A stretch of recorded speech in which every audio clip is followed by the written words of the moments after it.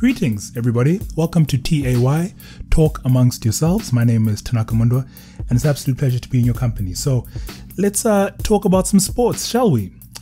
Came across a fascinating article on Sky Sports.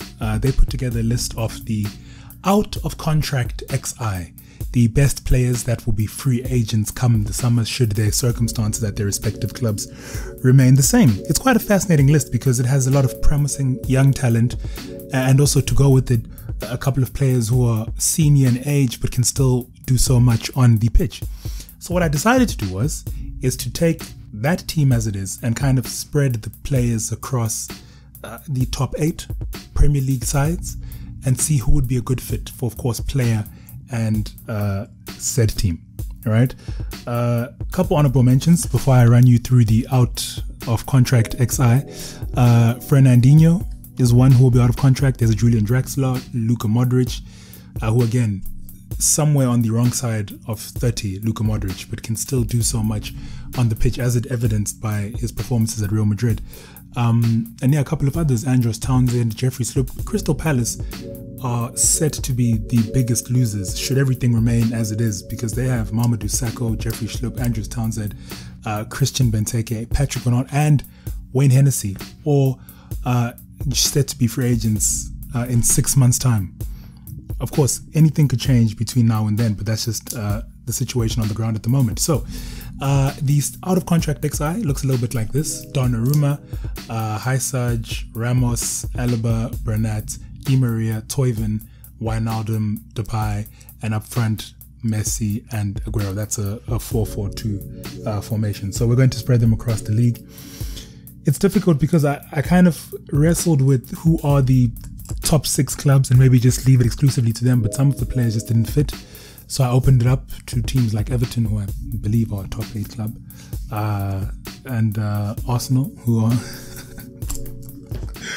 All right, so let's start with Donnarumma. Donnarumma currently of AC Milan. AC Milan goes without saying that they're having one of the better seasons that they've had in what seems like a very, very long time.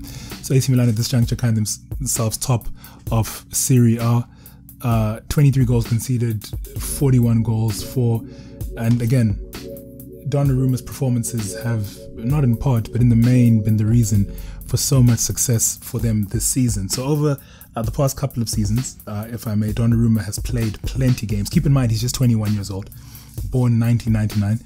He's played 30 games plus since his debut in 2015, averaging save percentage at around 73%, which is brilliant. He's also averaged around 12 clean sheets each season. So you know what you're getting with this guy. You're getting a shot stopper with a high save percentage and isn't prone to many errors. And when I talk errors, I suppose firstly you have to look at Everton, where Jordan Pickford is. Now, granted, you may say over the course of his time in the Premier League, his 15 errors maybe isn't too many for how long he's been in the league, firstly with Sunderland, now with Everton, and both teams shoddy defenses at best.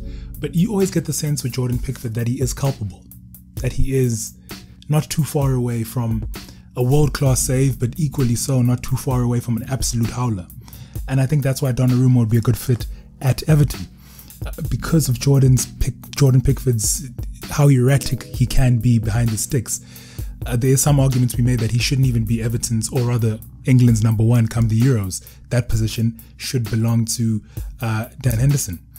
Whether or not I don't know now with him being in Manchester United, that argument still stands. I don't know. But I think just contrasting the two players' stats in the past 2 seasons, obviously Dean Henderson, apologies, not Dan, Dean Henderson hasn't had much time at Manchester United, but his time just at Sheffield alone, I think, is still enough to say that he should take the England sticks, at least in my mind. Oh, even a Nick Pope, who we cannot leave out in front of Jordan Pickford.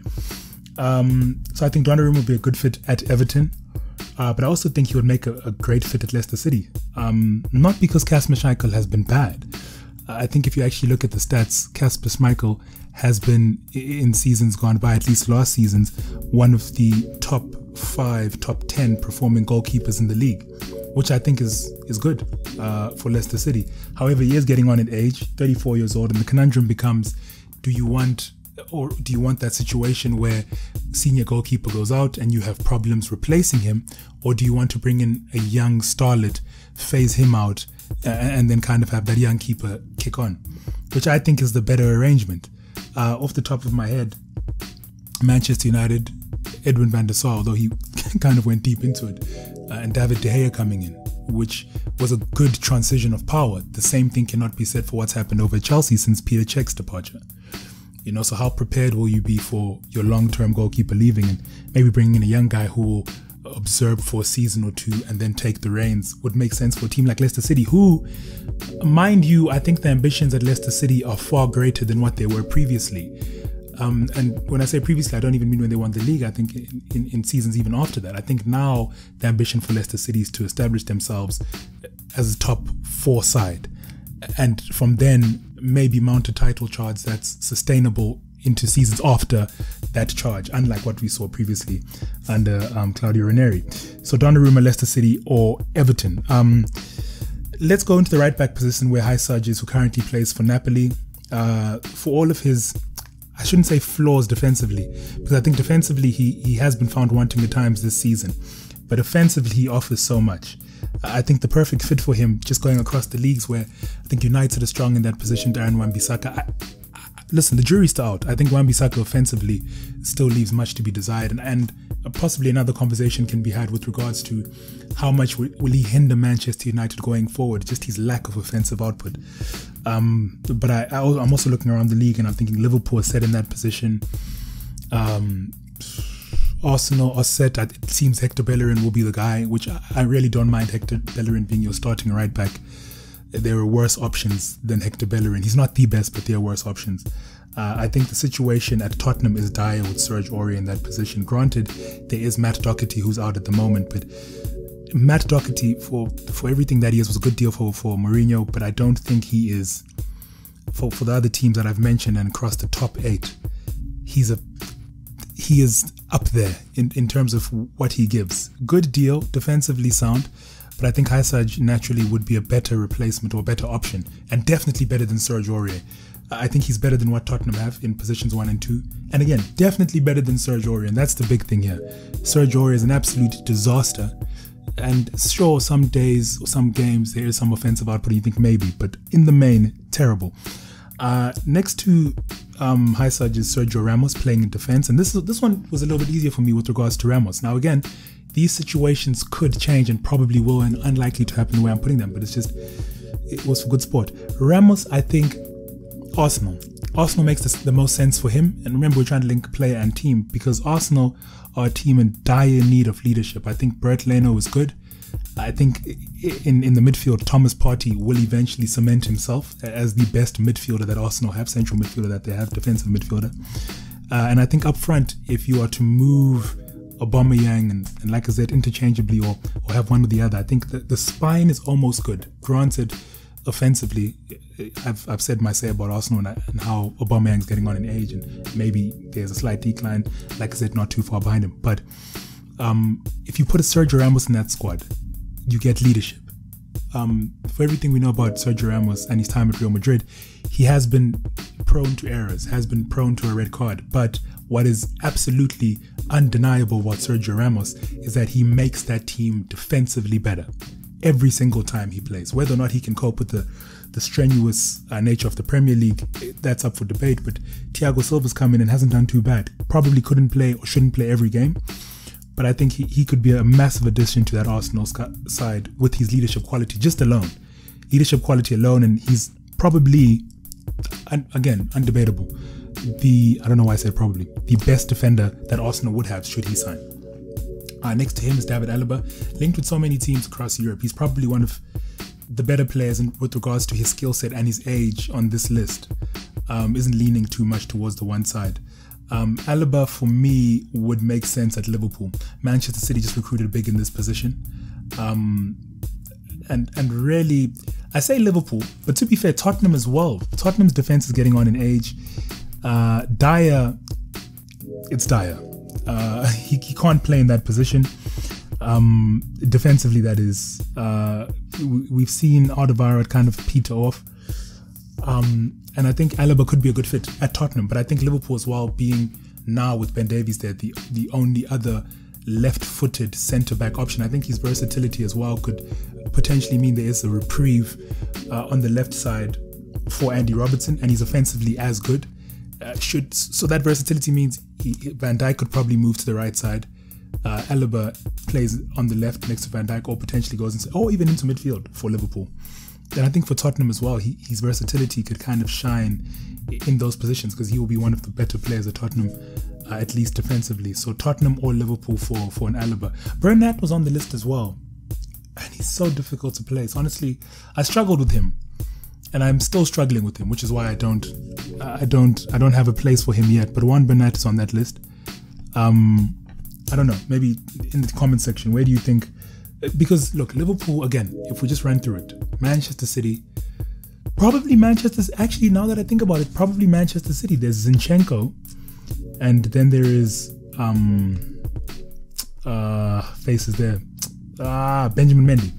Then there is Benjamin Mendy, but I think Bernat probably provides a little bit more than the aforementioned defenders. So I think Bernat, actually, now that I think about it, I think Bernat is tactically astute enough to play in that Pep Guardiola. I mean, he did it for Bayern Munich and for PSG. Tactically astute enough to play in that Pep Guardiola system of maybe inverted fullbacks and tucking in all that kind of stuff. So now that I think about it, I think Manchester City would be a good landing strip for Juan Bernat. I'll quickly run through it. Di Maria. Firstly, we must say this about Di Maria. He's getting there with age, again, as a few of these players are on this list. But Di Maria has been exceptional for PSG since his arrival for Manchester United, and particularly good this season. First in key passes per game, 27.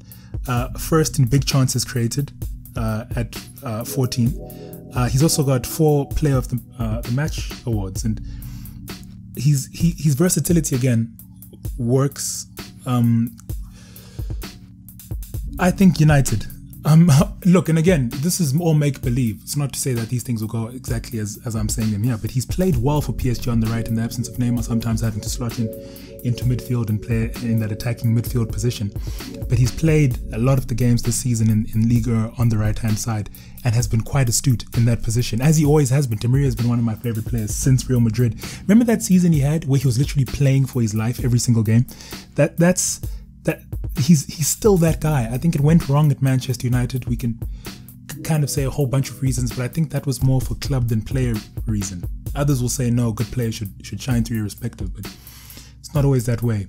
United, potential option, / Tottenham. I think Di Maria, despite age, is better than everything Tottenham have on the right at the moment. Just in my mind. I would say Everton as well, if I'm going to throw Di Maria in there. Everton as well, for me, in my humble opinion, is a team where Di Maria could certainly shine in that Everton squad, who rely on Alex Iwobi and makeshift players in that right wing position. So there's Tovin on the list as well, probably know him from Newcastle, had a torrid time there, loaned out a few times to Marseille, where he is currently. He can play centrally in an attacking midfield position, also on the right hand side. That's where he's operated in a bunch for Newcastle, or rather for Marseille this season. His stats are quite good. I actually compared his stats on the right to Riyad Mahrez. Granted, he's played more minutes, but he is 220 minutes per goal, where Mahrez is 207. Chances created, he has more than Mahrez, 40 for Mahrez is 33. And I don't know what the hell this is. What did I write here? Dribble percentage. Jeez. Write everything acronyms. Dribble percentage is at 56%, whereas Riyad Mahrez is at 48%. Dribble success rate, not percentage. Dribble success rate. So I think, yeah, he for me, I foresee again Tottenham or Everton, and I'm mentioning the same teams over and over again because that's where the most holes are. I think Arsenal as well, even a United would make sense, maybe more than Di Maria because he's 28 years old. If you're not looking for, repeating the past or having someone way over the line in terms of their age coming into the squad and joining Cavani, and Toivonen could be a good one for United, Tottenham. So pretty much everyone I mentioned, Di Maria, he could be equally as good as a fit. Wijnaldum is on the list as well, Gino Wijnaldum. Stalwart for that Liverpool side, doesn't have the offensive stats really. He's kind of his position has changed for Liverpool. He scored some big goals though. We can't ignore the greatest comeback in Champions League history against Barcelona. I think Manchester City would be a good fit for Wijnaldum. And why I say that is because it's Manchester City operating that three. Fred Andinho, again, we're assuming he leaves. They've played Bernardo Silva in there as well. Rodri, Bernardo Silva, Fernandinho, in part this season. But I think just on that left side, I do foresee a vacancy. Oh, where Gundogan is currently performing. Gini Wijnaldum can perform on that left side and also in that central defensive midfield position. He's done it with aplomb for Liverpool. I think the stat came out that in the 11 games he had played, he hadn't lost playing in that central defensive midfield position up until Brighton. I think his versatility frees up Bernardo Silva, who had his best season for Manchester United playing on the right side where Riyad Mahrez plays currently. So I think while he's operating well in that three in midfield, I think he still has so much to offer on the right side. So I think Wijnaldum makes sense at Manchester City, but again, he makes sense at so many of these clubs because he's that good. I think he's so good at just keeping things ticking. He has a high work rate, and also he can make a pass. But I think Manchester City is the best fit for him. Memphis Depay on the left side, he was easier for me because really in my mind, I think Arsenal let go. This is what I'm foreseeing. I said Arsenal first. Memphis Depay, again, great season. Third on big chances created in League, 6 assists, 4 Player of the Match awards. He's also got 2.6 key passes just behind Di Maria. I think he's a big one. And why I think he's a big one for Arsenal is because I really do believe for everything Arsenal have done in the transfer window, selling Lacazette now and making some money for him and reinvesting that in the squad makes sense. I think you sign Depay, assuming he comes on a free. You get Depay in there playing on the left. Aubameyang up front. On the right, you deploy Nicola Pepe, or as it is at the moment, Saka playing off the right. Right, and then you have the alternative of Martinelli coming in for Aubameyang in his preferred position, as opposed to Martinelli having to slot in on the flanks, which he's adept at. He's done well in, but I think for me, Lacazette has to go. He's and I know it's a difficult one to have because he hasn't done terribly. I mean, his stats by way of goal scoring have gone down a bunch. That's just the reality of the situation. He isn't what he used to be, the prolific goal scorer he was when he was in France. I'll pull up his stats real quick for you just so we kind of are all on the same page. So since his arrival in Manchester, in England rather, it's 15 goals, or rather 8 goals so far this season. In the seasons gone by 2019-20, 10 goals, 2018-2019, 13 goals, and his best goal scoring season when he arrived, 14 goals, 2017-2018. But contrast that with the 27, 21, 27, and 15 he had in the 4 seasons in Liga before that. And this is not to say, the argument can be made, Liga is not the same type of league, granted. But I think Lacazette, he should represent Arsenal doing better business in the transfer window. They bring a player in and sell him when it still makes sense. He has a year on his contract left when this season is done.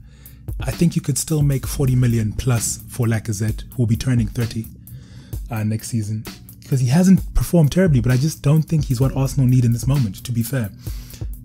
And I know Arsenal fans will go at me for that, but I think you sell him, you bring in a Memphis Depay, and he makes absolute sense in that squad. And I think offensively now you have a good trident. I don't know what you do with Willian and why he's there in the first place. You can go back to my previous episodes and hear my thoughts on Willian. So Arsenal and potentially Liverpool as well. Because I think Depay, again, versatile. Jamie Carragher made the point that he doesn't think, or he thinks Liverpool's attacking front three have been together for too long. And he actually broke it down quite well. No attacking front three has been together for as long as Liverpool's has. It usually ends at 3 seasons where a change will be made or two of the 3 will leave or one of those players will move on. So Liverpool potentially, you can see a scenario where Liverpool will lose next season Divock Origi, possibly even Xherdan Shaqiri. And Depay has proven that he can play on that left side, but can also provide a lot from an attacking midfield position. Last 2 on the list, and these ones, Messi. I don't have to talk up Messi at all. I just think stylistically, Manchester City make the most sense for Lionel Messi because he is, without a doubt, the best player in the world. And I think Manchester City is where he can take a little bit more luxury. I think plus Pep knowing him and the history that they have. I'm not sure if the Liverpool counter-press would fit a player like Lionel Messi. The dogged Tottenham approach either. I think Arsenal potentially, but I think Arsenal and Mikel Arteta will want a lot more work rate. I think the way Manchester City play with Cancelo coming in and Zinchenko as well will mean that Lionel Messi could be freed up and less of the defensive responsibility will be on him. I don't see that being the way across. I mean, just look at how defensively Lacazette's output has gone up at Arsenal. I don't see Messi having to work defensively as hard at... And I suppose any team, who signs Messi will think, let's free him up. Let's put Messi in that, kind of free roaming position. That's what any team would think. But I think Manchester City are just the best team to deploy him in that position. So Messi, Manchester City, and there really is nowhere else for him. Where it makes sense, of course. I mean, you could talk about Everton, but I mean, it has to make sense also. So I think Manchester City would make the most sense for Lionel Messi. Then, lastly on this list, Kun Aguero. Aguero is, also one of the bigger players on this list. And this one wasn't even difficult for me. When I read the list, I struggled with others, but I did not struggle with Aguero at all. I think Manchester United make the most sense. Manchester United. Granted, we don't know what's going to happen with Cavani. They could trigger that year extension. But I think Manchester United are, in my humble opinion, a central midfielder, because for everything we've said about Pogba for the past couple of seasons, you don't know what you're going to get from him. I think Manchester United are a central midfielder. For me, a centre-back, and I don't know why I said for me, like nobody else feels that way. Okay, this is how far they are from being genuine title challenges, and I could have my foot in my mouth come the end of the season because it is that type of a season, but let's assume everything is A-okay, right? And I'm not going to excuse injuries because that can happen in any season, but I think the whole coronavirus backdrop has made it a very awkward season where so much can happen. Of course, Liverpool have lost big players. It's just very awkward. I think there would have been a greater bounce at Tottenham had there been fans around, new stadium, fans, the return of Gareth Bale when they were top of the log, who knows? So some teams have been severely affected by that, but I really think Manchester United are defender, midfielder, and a 25 goal season striker away from being genuine. Like, we can now contend for titles consistently. They're not too far off. Central midfielder, I would make the argument that they could even go with what they have at the moment. Bruno Fernandes, Fred, McTominay, or somehow get Pogba in that equation if needs must. So maybe a defender, say a central defender, a striker, and obviously a right winger.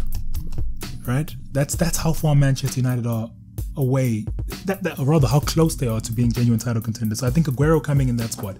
Look, and again, it happened. Tevez went the other way, so these things can happen. Aguero joining Manchester United with his output, granted his injuries would be a bit of an issue because he often doesn't play in part for the season, but that's when I think a guy like Martial, who I don't think can lead Manchester United's front line if they're to be, again, genuine title contenders. Cavani possibly, but Ole this season has played him in part and behind Martial. This is the problem with signing older players to deals like that. You don't know if it's to the detriment of your squad to play him over the younger guy who's got the longer contract, or you play the older guy and at the expense of the younger guy, not knowing how it's going to fare with the older guy. So that's, I think, where Ole's conundrum is this moment. But there's no debate that Cavani is the best offensive option for United up front. Martial is just too costly. But Aguero coming in, that changes the mix. Aguero going into that United squad would mean you get 25 goals, which he's averaged since he's joined the Premier League. This season, probably the anomaly. But I think Aguero makes a lot of sense.